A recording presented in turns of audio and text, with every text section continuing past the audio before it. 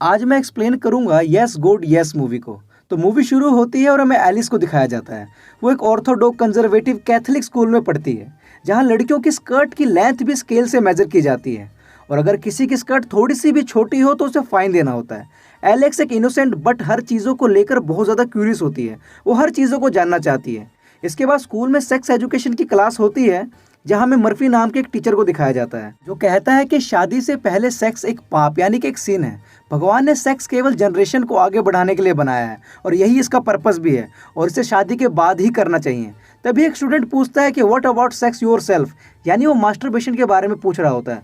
Murphy कहता है कि शादी से पहले सेक्स करना और एक से ज़्यादा लोगों के साथ सेक्स करना गॉड के प्लान के खिलाफ है और ये एक बहुत बड़ा सिन यानी कि एक बहुत बड़ा पाप है और आप याद रखना कि गॉड आपको हमेशा देख रहे हैं। इसके बाद हमें लोरा को दिखाया जाता है, जो कि एलिस की बेस्ट फ्रेंड होती है और वो कहती है कि मैं स्कूल के रूल्स को मानकर तंग आ गई हूँ। तब एलिस कहती है कि क्या तुम्हें पता था कि मास्टरबेशन करना एक पाप है।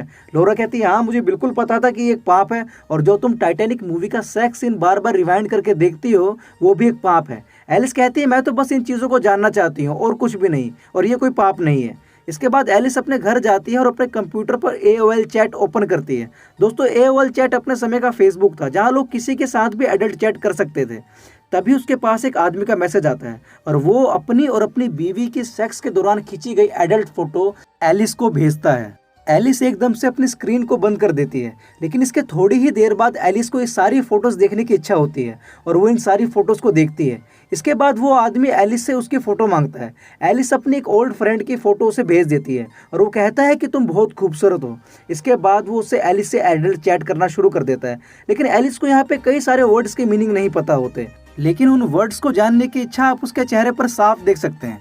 इसके बाद वो आदमी उससे पूछता है are you touching yourself. इसके बाद एलिस अपने स्कर्ट के अंदर अपना हाथ डाल देती है और उसे काफ़ी अच्छा महसूस होने लगता है। तभी अचानक से उसकी मोम की आवाज़ आती है और वो कंप्यूटर को बंद कर देती है। अगले दिन स्कूल में रूमर्स फैल जाते हैं कि एलिस ने वेड के सैलेड को टोस्ट किया है। एक्चुअल में वेड एलिस का क्लासमेट होता है और एलिस को सैलेड टोस्टिंग का मतलब नहीं पता होता।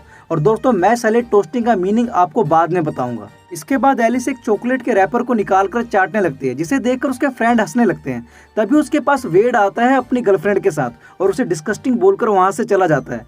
इसके बाद एलिस अपनी फ्रेंड लोरा के साथ स्कूल की स्पिरिचुअल ट्रीट पर जाने के लिए तैयार हो जाती है और इस ट्रीट पर पहुंचकर एलिस पहली बार क्रिस को देखती है और एलिस क्रिस की माचो फीचर्स को देखकर पहली ही नज़र में उस पर फिदा हो जाती है।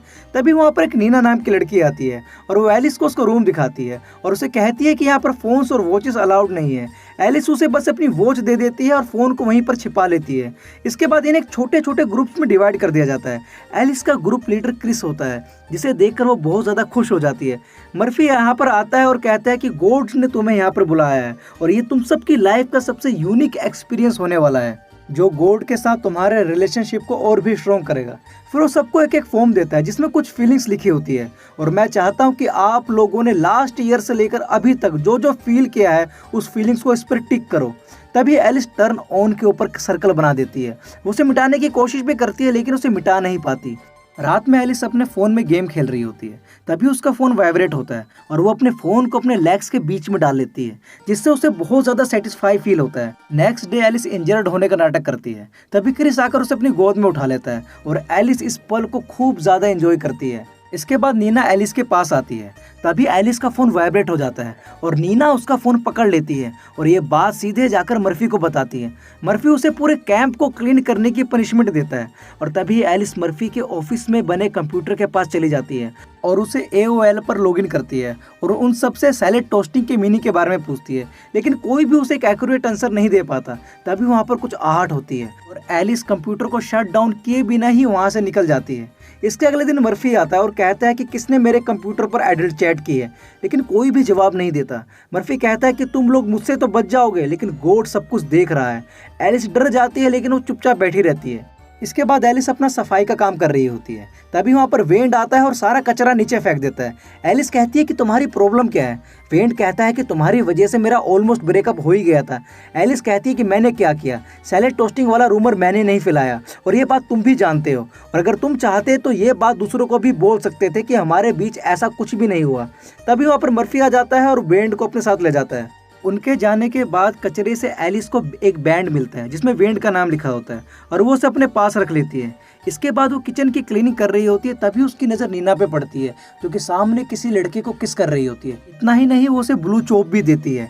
ये सब देखकर एलिस बहुत ज़्यादा एक्साइटेड हो जाती है और अपने आप को प्लेजर देने लगती है। इसके बाद वो ये बात सीधे जाकर लोरा को बताती है, पर लोरा उसकी बात पर बिलीव नहीं करती। वो उसको डांटती है और कहती है कि तुम्हें शर्म आनी चाहिए कि तुम नीना के बारे में ऐसे रूमर उड़ा रही हो। लोरा कहती है कि तुम झूठी हो और मुझे तो लगता है कि मर्फी के कंप्यूटर में एडल्ट चैट भी तुमने ही किया होगा और वेंड के साथ सैलेड टोस्ट वाली बात भी सच्ची ही होगी।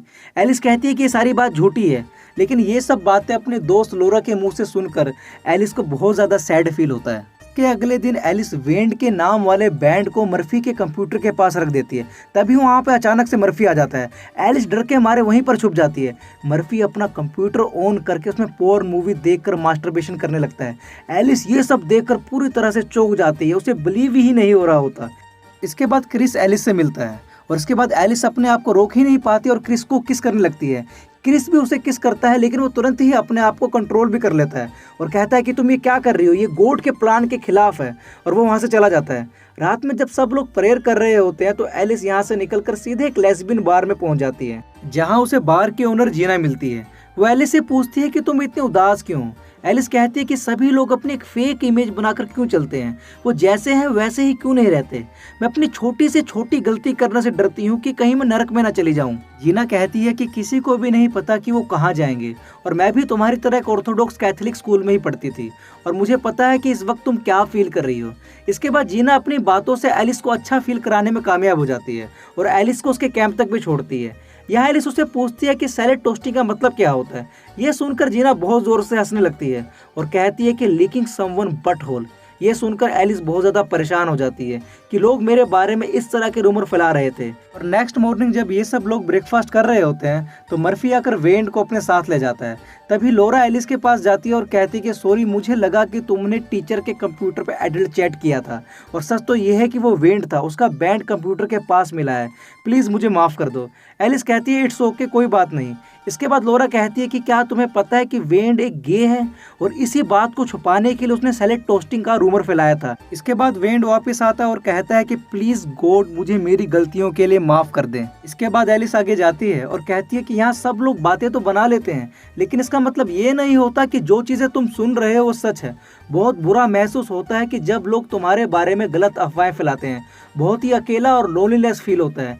यहाँ सबके मन में कुछ ना कुछ सीक्रेट्स हैं। क्या बिगड़ जाएगा कि अगर हम एक दूसरे के साथ ऑनेस्ट रहें और सबकी चॉइसेस को रिस्पेक्ट दें। गॉड भी तो यही चाहते हैं, इससे हमारे मन में किसी भी तरह का गिल्ट नहीं रहेगा। और ये कहकर वो वहाँ से चली जाती है और सभी लोग एकदम से शांत हो जाते हैं। इसके अगले दिन जब एलिस अपने स्कूल जाती है तो क्रिस उसे देखकर छुप रहा होता है।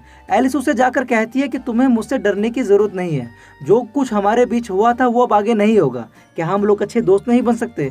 क्रिस बोलता है क्यों नहीं। इसके बाद एलिस सीधे मर्फी के पास जाती है और उससे अपना गिल्ट शेयर करती है। वो कहती है कि रिट्रीट के दौरान मैंने एक वीडियो देखा जिसमें 2 लोग सेक्स कर रहे थे।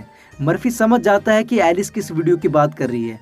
एलिस कहती है कि मुझे पता है कि ऐसा वीडियो देखना पाप है, लेकिन फिर भी मैंने ये वीडियो देखा, क्या भगवान मुझे इसके लिए माफ़ करेंगे? ये सुनकर मर्फी थोड़ा सा हेजिटेट हो जाता है और कहता है कि मुझे नहीं पता, ये गॉड और तुम्हारे बीच की बात है। इसके बाद वो उसे ब्लेस करता है। इसके बाद एलिस अपने घर जाती है और टाइटैनिक फिल्म का सेक्स वाला सीन देखती है और अपनी स्कर्ट के अंदर हाथ डालकर मास्टरबेशन करती है।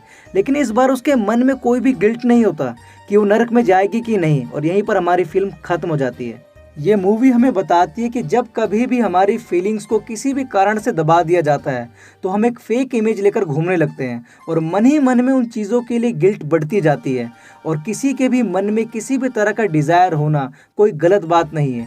किसी भी फीलिंग्स को दबाना ये गॉड की नज़रों में भी गलत है। उम्मीद करता हूँ कि आपको ये एक्सप्लेनेशन ज़रूर पसंद आई होगी। ऐसी और वीडियोस को देखने के लिए हमारी वीडियो को लाइक करें और चैनल को सब्सक्राइब ज़रूर करें। धन्यवाद, क्योंकि ऐसा ही माल मसाला आपको इस चैनल पर मिलता रहेगा।